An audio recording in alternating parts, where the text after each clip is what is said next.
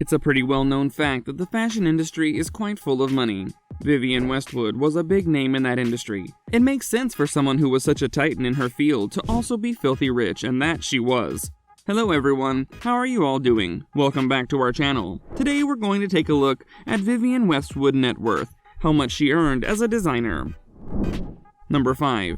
Vivienne Westwood and her wealth.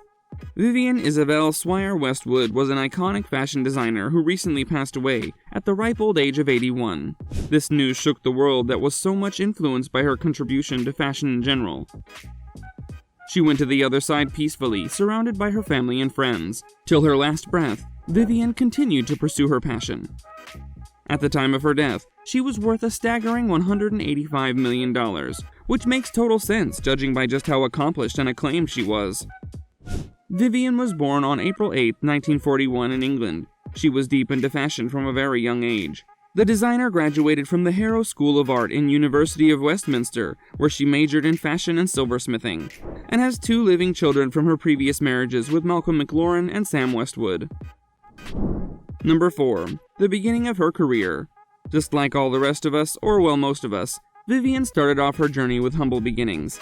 She did a couple of jobs after getting done with college, one of them at a factory and the other as a teacher.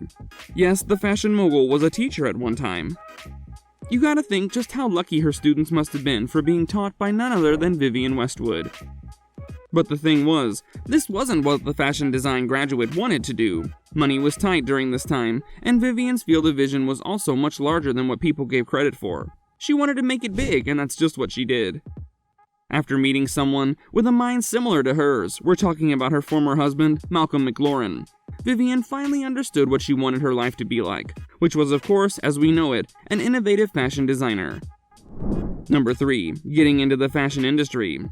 Vivienne's fashion career kicked off after her ex-husband, Malcolm McLaurin, started a boutique by the name of Let It Rock. The young lady at the time was a big fan of biker metal bands, and how their get-up used to be.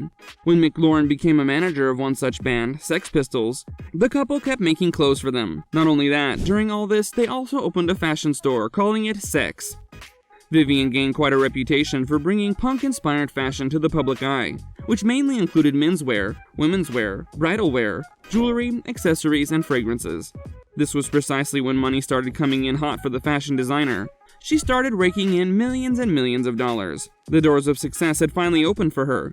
In 1992, Vivienne was given an OBE by the British monarchy themselves, and 14 years later, in 2006, when she was once honored again, the time as DBE for her great service when it came to the field of fashion in the New Year's honors list.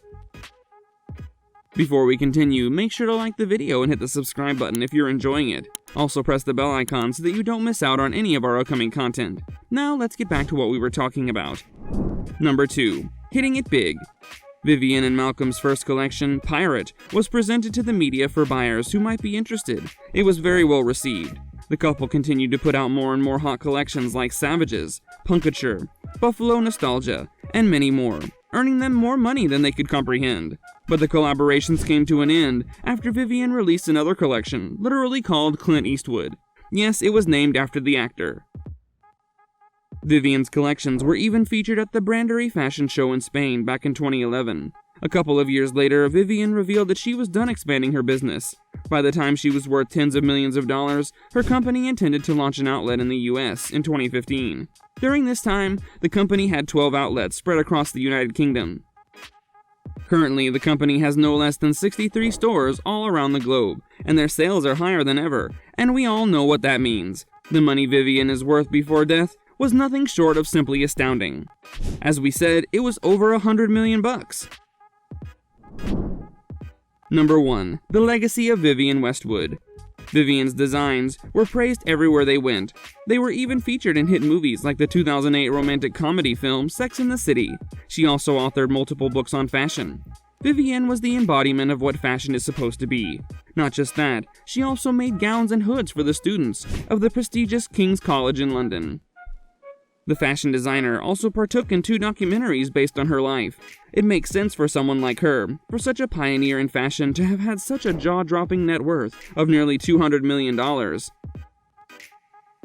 This brings us to the end of our video. Here was a look at the net worth Vivienne Westwood accumulated throughout her career as a world-renowned fashion designer.